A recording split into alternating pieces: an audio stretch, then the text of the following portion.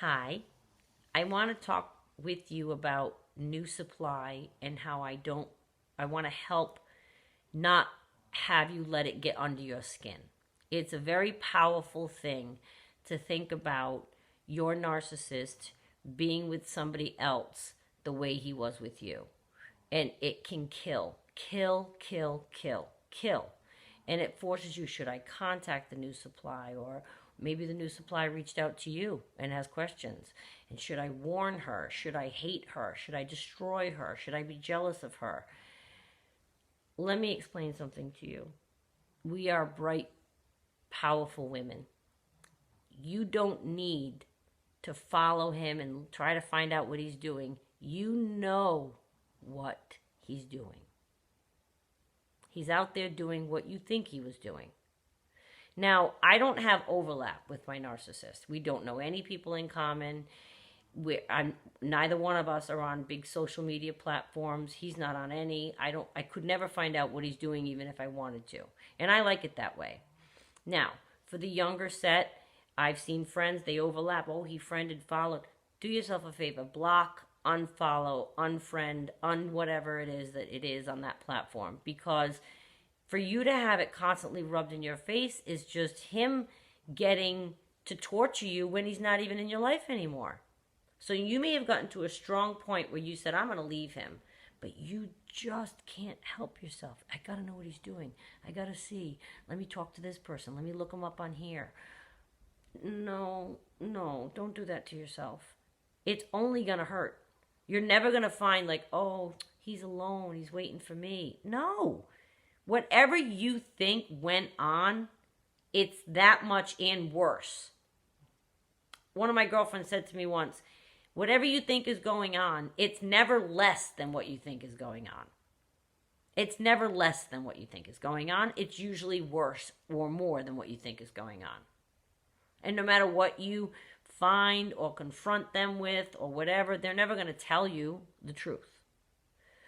So the online thing is a tough thing that people get into that trap. And I think that it would behoove you to that's an extra step you have to go. If you're entangled in that way, then that's an extra step you have to go.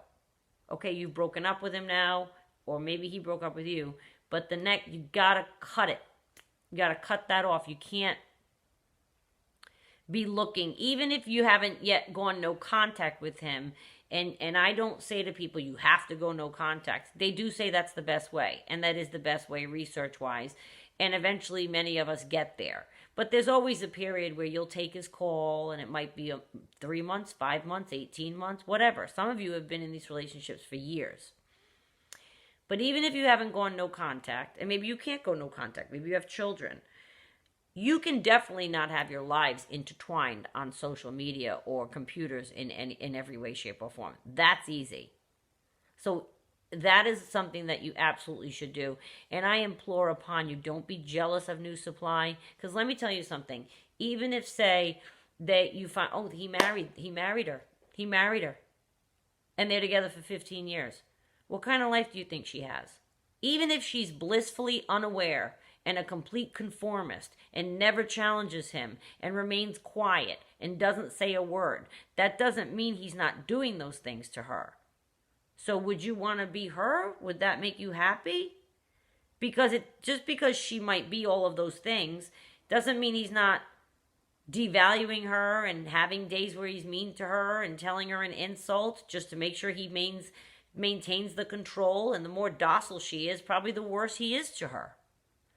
Like, I want you to, we as women, and again, my pronoun is he, so we as women and men, people, humans, we need to stand by each other and not wish ill on each other. Take pity on the poor person that ends up with a narcissist, because they are in for a lifetime of the behavior that you saw for however long you were with the narcissist. They don't change. They're not going to, oh, but he really loves her. He's never going to. No. They'll cheat all through their marriages. It's habitual.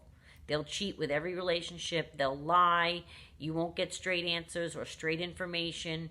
You won't get any kind of genuine sit down. Like, I'm sitting here looking at you talking. You think, why can't the narcissist just sit and look at me and say, hey, you know, they're looking off. They're lying. They're playing with something. They can't. So they've not connected with the new supply like you're maybe imagining, and it gets you so upset, and I just can't picture him with somebody else. Okay, but here's the thing. You will and can go on and find and have a healthy, functioning, glorious relationship. That's the good news, right?